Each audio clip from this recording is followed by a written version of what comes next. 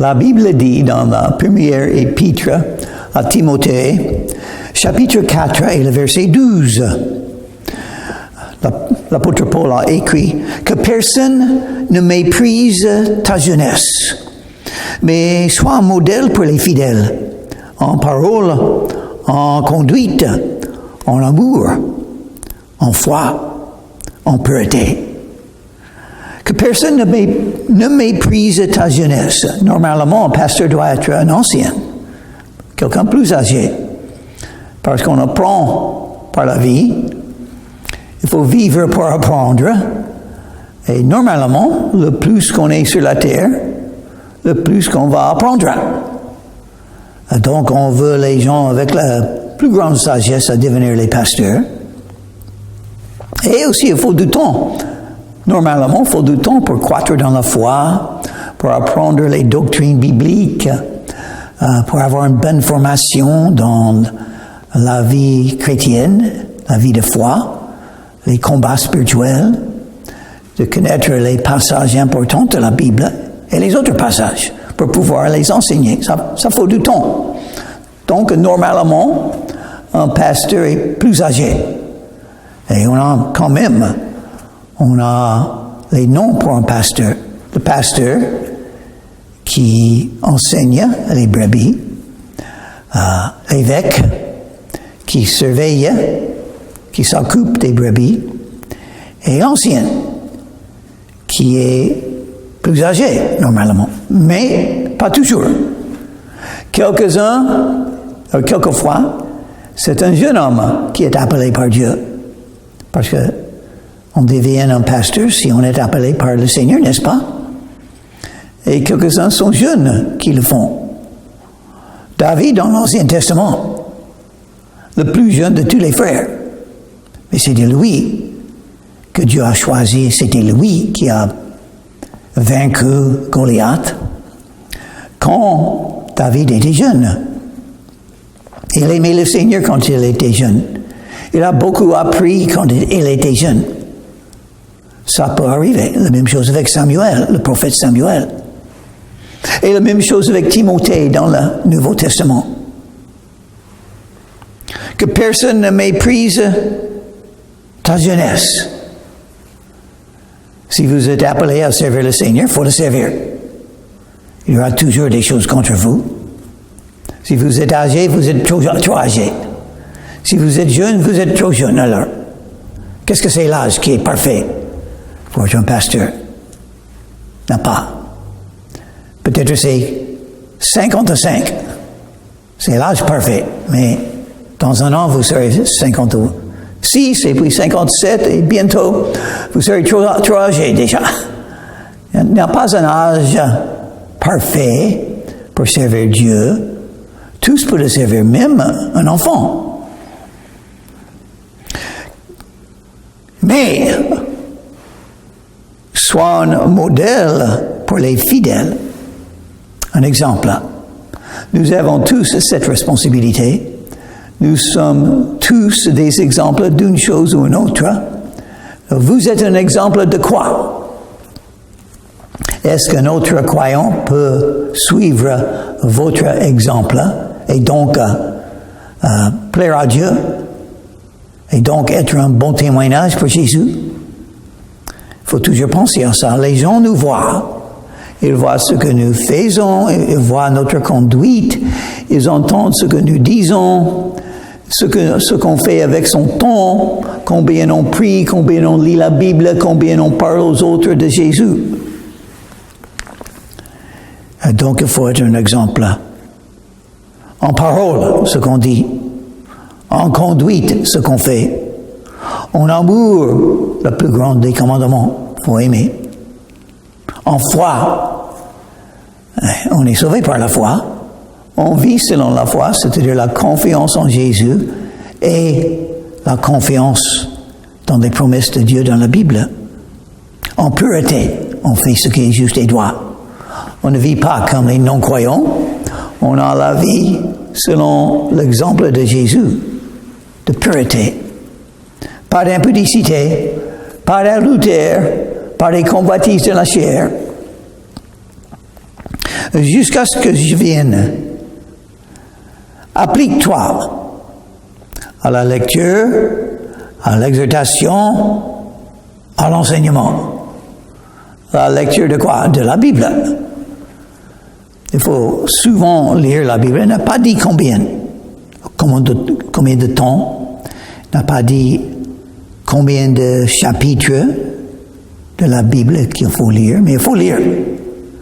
Une chose qu'on fait quand on se rassemble, les frères et les sœurs en Christ, on écoute la parole de Dieu, on le lit ensemble, on est en train de faire ça maintenant, c'est très important. Il y a une puissance dans la parole de Dieu. C'est notre nourriture spirituelle. Vous ne pouvez pas croître dans la foi jour par jour sans la parole de Dieu jour par jour. Et la lecture. Et quand on lit la Bible, on est encouragé, on est instruit, on croit dans la foi, on apprend de Dieu. Le Saint-Esprit va vous enseigner quand vous lisez et va vous donner la capacité de comprendre ce que vous lisez. Il faut mettre en pratique. Et après lire, il faut l'exhortation. Ça veut dire encourager les autres croyants. Vous avez été encouragés par la parole de Dieu. Il faut le dire aux autres croyants. Ils ont besoin d'être encouragés aussi, d'avoir une consolation, une exhortation que les frères et les sœurs peuvent donner les uns aux autres. Une raison pour les rassemblements des églises, c'est la communion fraternelle. Et vous allez beaucoup bénéficier de vos frères et vos sœurs quand ils marchent avec le Seigneur. Et quand ils lisent la Bible jour par jour, ils vont vous aider dans la foi, dans l'esprit, dans l'amour. L'exhortation, très importante. Les mots positifs qui sortent de votre bouche, les mots de foi, les mots de joie, les mots d'amour, ça va beaucoup aider les autres. Quelqu'un qui n'a pas appris ça peut très facilement devenir quelqu'un qui n'a que les mots ou qui a souvent les mots négatifs, les mots de doute, les mots de crainte, les mots des soucis, les mots de parler des choses négatives. Il y a des choses négatives dans le monde, c'est vrai. Mais il ne faut pas en parler toujours. Il faut parler des choses qui sont belles et bonnes, des choses de la joie, des choses d'amour, des choses positives. Un croyant doit être très positif parce que Jésus est tout puissant et il nous aime. Il nous invite à invoquer son nom, à prier à lui et il exauce nos prières, n'est-ce pas? Nous avons un avenir merveilleux. Et Jésus va changer le monde quand il revient. Il va tout corriger. Donc il ne faut pas toujours se plaindre des mauvaises choses. Il faut savoir exhorter les autres avec les mots positifs de la foi et de l'amour. À l'enseignement. Enseigner, c'est très important. Quelqu'un doit enseigner. Les démons sont en train d'enseigner par le moyen des faux prophètes. Enseigner les choses qui ne sont pas vraies. Il faut apprendre ce qui est vrai de Dieu, de la Bible, du Saint-Esprit. Et puis il faut l'enseigner aux autres. Timothée était un pasteur. Une responsabilité des pasteurs, c'est enseigner les autres croyants la parole de Dieu. Ouvrir la parole de Dieu, le lire, la lecture, et puis l'exhortation et l'enseignement. On enseigne les autres pour les encourager, pour les aider à croître dans la foi et dans l'esprit. Verset 14. Mais pour le faire, il faut avoir un don pour le faire. Tous les croyants n'ont pas le même don. Un pasteur n'a pas le même don que les autres. Nous sommes égaux. Nous sommes tous les enfants de Dieu, mais nous n'avons pas tous le même don. On a un don particulier selon le Saint-Esprit. Vous avez le même Saint-Esprit en vous que j'ai en moi, grâce à Jésus. Jésus nous a donné le baptême du Saint-Esprit quand nous étions nés de nouveau. C'était une naissance spirituelle C'est-à-dire, Jésus a mis le Saint-Esprit en nous. Et le Saint-Esprit nous donne chacun un ou plusieurs dons de l'Esprit. Le Saint-Esprit décide quel don nous aurons. Quelques-uns ont le don d'enseigner. Ne néglige pas le don qui est en toi. Eh bien, il faut connaître vos dons spirituels. Et quand vous marchez avec le Seigneur, quand vous êtes conduit par le Saint-Esprit, vous allez croître dans la foi et vous allez reconnaître vos dons.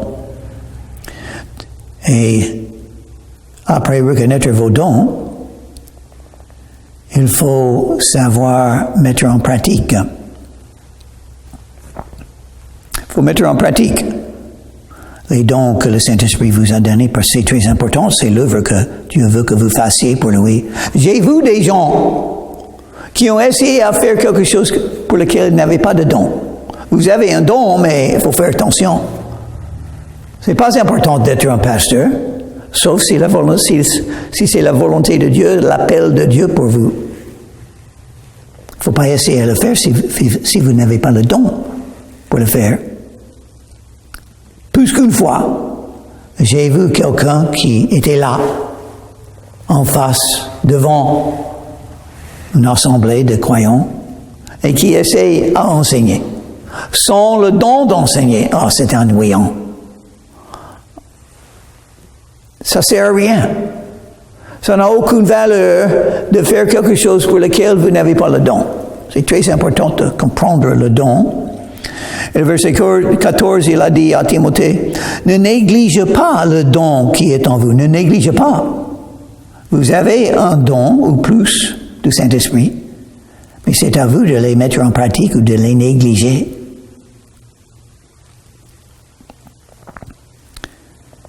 Et qui t'a été donné par prophétie avec l'imposition des mains de l'Assemblée des anciens.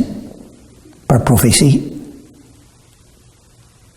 Qu'est-ce que ça veut dire? Ça veut dire que les autres croyants peuvent reconnaître vos dons aussi. Vous pouvez reconnaître vos dons. Les autres croyants peuvent reconnaître aussi. Et des fois, les gens vont vous dire, je sais vos dons. Je sais votre don. Et j'espère que vous allez reconnaître. 2 semaines, à peu près, après que j'ai reçu Jésus-Christ dans mon cœur, je suis allé avec un homme de l'Église pour visiter les gens dans la ville, pour parler de Dieu, pour les inviter à l'Église, et des choses comme ça, pour donner des tracts qui parlent de Jésus et le salut.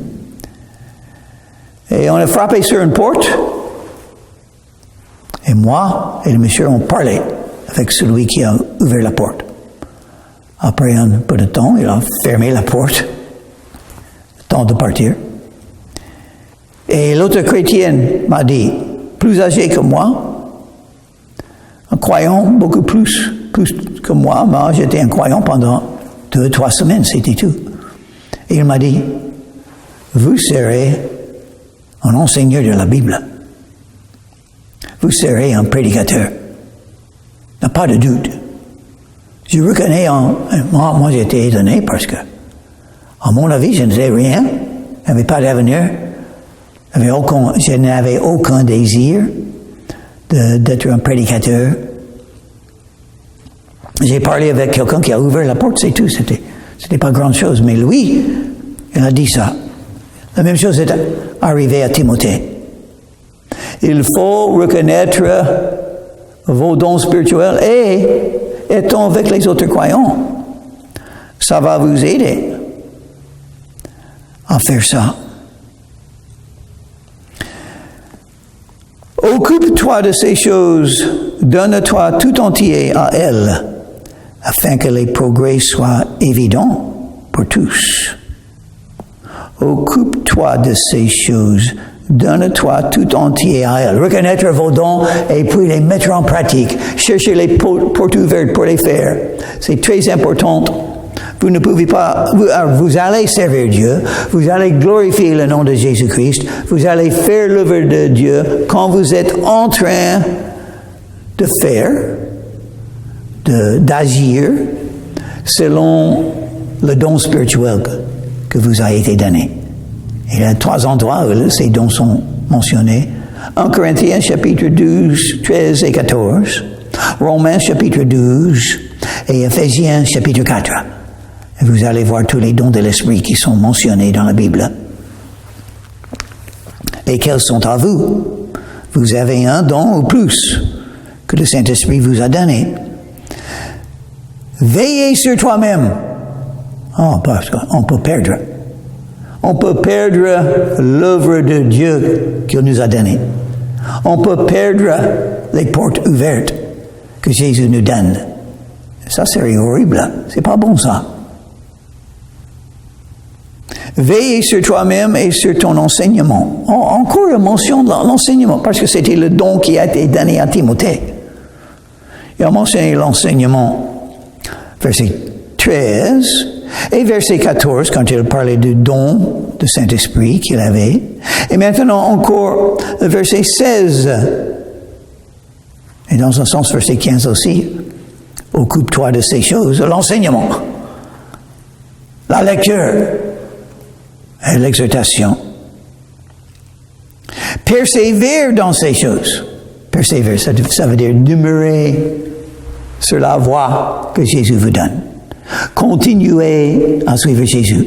Malgré tout qui vous arrive dans votre vie, continuez à croire en Jésus, être soumis à Jésus, cherchez d'être plus près à Jésus,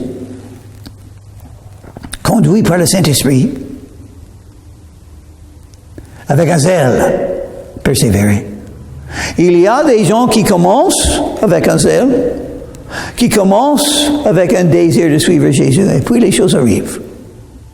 Les afflictions, les persécutions, les difficultés, les problèmes de la vie, les souffrances, les péchés, les faillites. Et ils s'arrêtent. On a déjà lu verset 1. L'Esprit dit expressément que dans les derniers jours, quelques-uns abandonneront la foi pour s'attacher à des esprits séducteurs et à des doctrines de démons. Quelques-uns ont bien commencé avec la Bible, mais ils ont été séduits à suivre des idées qui n'étaient pas bibliques.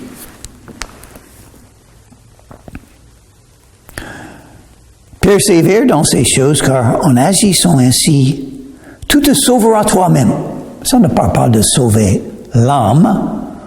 L'âme est sauvée quand on vient à Jésus et on est né de nouveau. On a un avenir dans le royaume des cieux, gratuit. Ça, on a. L'âme est sauvée. Mais la vie, ce qu'on a accompli dans la vie, on peut perdre ou sauver la vie. Dans le sens que Dieu a un dessein pour votre vie. Est-ce que vous allez l'accomplir ou l'oublier? Ou perdre? Donc c'est un effort, c'est un désir, c'est un zèle, c'est une persévérance qu'il faut avoir pour ne pas être perdu dans le sens que votre vie et ce que vous faites avec votre vie. Et tu sauveras ceux qui t'écoutent. Ben parce qu'on le fait. On enseigne, on annonce l'Évangile pour aider les autres. Et si je m'arrête à annoncer l'Évangile, si je ne fais pas, si je ne rends pas mon témoignage aux non-croyants, je perds la possibilité d'être un gagneur d'âme, d'amener les gens à Jésus. Les non-croyants ont besoin d'écouter ce que je vais dire de Jésus. Mais si je ne parle pas de Jésus et du salut qu'il donne gratuitement, comment est-ce qu'ils vont être sauvés? Impossible. Impossible. Ah oui, c'est vrai. Et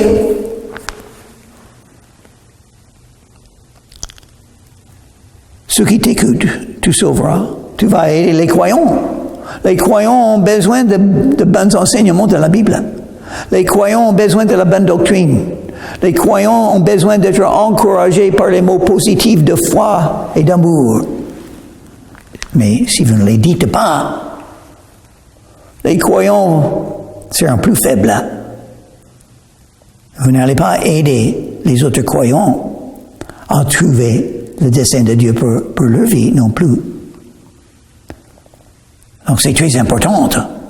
C'est très important de trouver le don que l'Esprit vous a donné. Et puis, trouver les endroits et les situations où vous pouvez mettre en pratique vos dons d'esprit. Comme ça, le nom de Jésus-Christ sera glorifié en toi, parce que c'est l'œuvre du Saint-Esprit. Et c'est le don que le Saint-Esprit vous a donné. Vous ne pouvez pas glorifier le nom de Jésus sans votre don de l'Esprit. Chapitre 5. Ne réprimande pas rudement le vieillard, mais exhorte-le comme un père. Exhorte les jeunes gens comme des frères. C'est bien dit, n'est-ce pas? Qu'est-ce que c'est une église? Un rassemblement de croyants qui sont les frères et les sœurs dans la famille de Dieu. Donc, les relations qu'on a avec les autres croyants doivent être les frères et les sœurs. Et ça n'a pas parlé des catholiques ni des protestants. Ça n'a rien dit des catholiques et des protestants. Ça parlait des frères et des sœurs. En ce moment, les frères, des hommes qui sont croyants. La question, est-ce que quelqu'un est un vrai croyant en Jésus ou non? Soit protestant, soit catholique. Ça, c'est la question. Est-ce qu'il est un vrai croyant en Jésus-Christ? Si oui, il est votre frère ou votre père. Timothée était jeune. Et Paul a dit, verset 12, chapitre 4, que personne ne méprise ta jeunesse. Timothée était égaux avec les autres croyants. Plus jeune que beaucoup, mais en réalité égaux. Égalité dans le christianisme. Mais aussi, quand même, malgré ça, il ne faut pas être fier, ou orgueil, ou agressive, ou impoli. Il faut comprendre comment agir, comment traiter les hommes qui sont plus âgés. Quelqu'un qui est plus âgé a vécu plus que vous. Ce que ça veut dire, normalement, il a plus de sagesse que vous. Et il mérite l'honneur et le respect comme un père. C'est une famille. Les hommes les plus âgés sont les pères. Il faut les respecter. Et les jeunes gens, les frères. Les frères. Égalité. Et verset 2, c'est très important. Comment traiter les femmes dans ce monde? Il y a tant d'adultère et de fornication et de pornographie. Comment traiter les femmes? Timothée était un jeune homme. Pas marié, il semble. Les femmes âgées comme des mères, celles qui sont jeunes comme des sœurs, en toute pureté. Alors, pour chaque femme, elle est soit plus âgée que vous, ou elle est jeune. Si elle est plus âgée que vous, elle est une mère à vous. Si elle était jeune, une jeune croyante, elle est une sœur. C'est l'amour pour une mère et pour une sœur que vous avez, n'est-ce pas? Alors, donc, c'est très bien la Bible. Ça nous donne des renseignements, des avis, la vérité de quelle attitude il faut avoir envers les femmes de ce monde, surtout les croyantes. Honore les veuves qui sont véritablement veuves. Pourquoi il dit ça? Parce que dans les églises, dans le premier siècle, Les églises ont beaucoup aidé les gens, les autres croyants qui avaient besoin. Ils n'avaient pas la sécurité sociale. Ils n'avaient pas des organisations qui aident des gens comme aujourd'hui. Il n'y avait que l'Église pour aider les croyants. Et une veuve n'a pas de mari.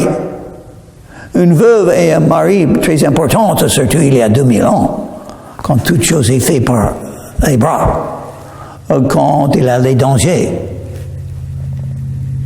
Et les hommes ont fait beaucoup le travail hors de la maison.